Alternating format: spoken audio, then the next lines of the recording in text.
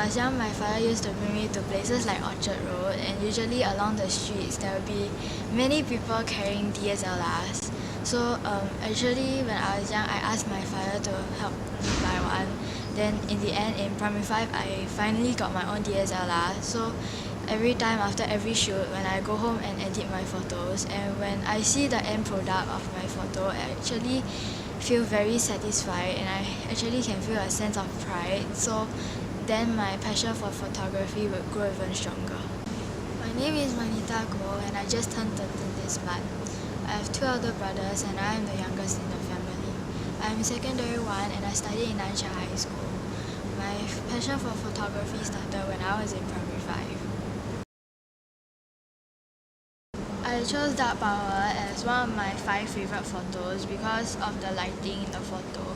Because on that day, actually the lighting wasn't really good, and then it was about to rain, so I decided to do a long exposure and convert it into black and white. And the shells on the platform at the side, right? It took me a while to actually get the lighting right. So after doing this photo, I felt that it really needed to be posted, and I decided not to clone off the boats on the horizon because it actually adds some kind of effect to the photo as well.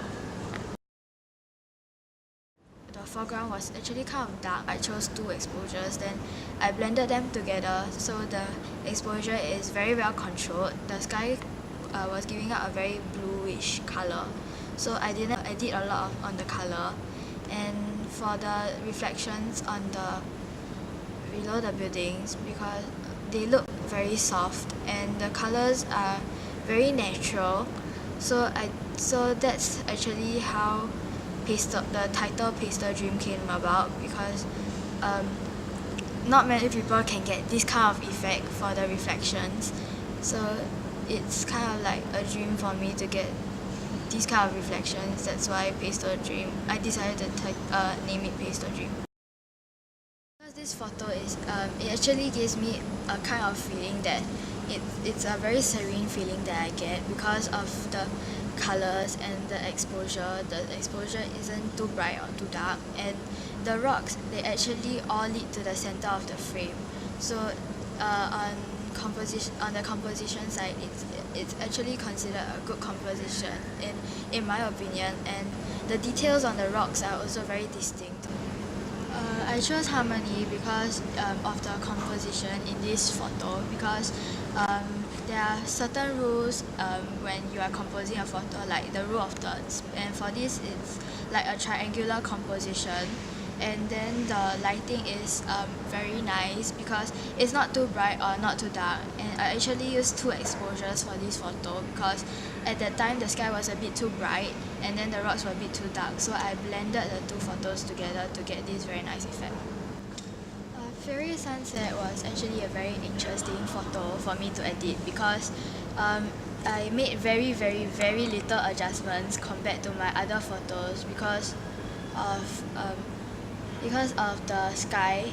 Because on that day the sky was actually this color, and I felt that the color was so nice that I shouldn't change it in any way, and so I decided to just edit the bottom part on the lights and just expose it a bit more. This place where I took it from is actually a very high point, and not many people are able to go to this particular place to take this shot. So this shot is actually a very special shot for me because it's like an original. Not many people have this shot. My true inspiration in photography is actually Mother Nature.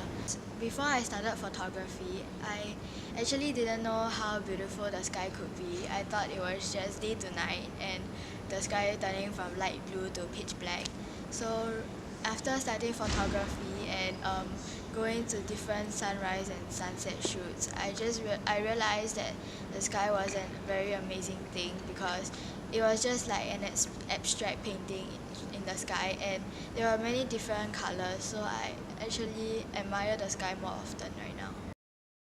I think there are no boundaries in photography because it all depends on how much passion you have for photography. Like you can be 10 years old, but you can be a better photographer than someone who's 25 years old, and it all depends on how much passion you actually have for photography. The advice I want to give to most photographers or people who want to start photography is that you have to be very patient with yourself, because even though I've been doing photography for almost 2 years, I still consider myself as a very new photographer, because in photography there are many things to learn, so you just have to learn bit by bit as time goes by.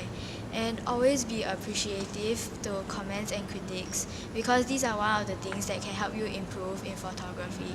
So lastly, you have to enjoy what you're doing, because if you take photos but you don't enjoy doing it, I think you won't be able to improve and your photos won't have a meaning to it. To me, photography is about expressing yourself and also capturing a moment to tell a story, because it all depends on what you want to capture, and it doesn't really depend on what other people think but what you think of the photo yourself. Because if you don't like the photo and if you post it up, people like it, but you yourself don't like it, you won't have any connection to the picture. So if you like that photo, you feel the story behind it, you feel connected to that photo.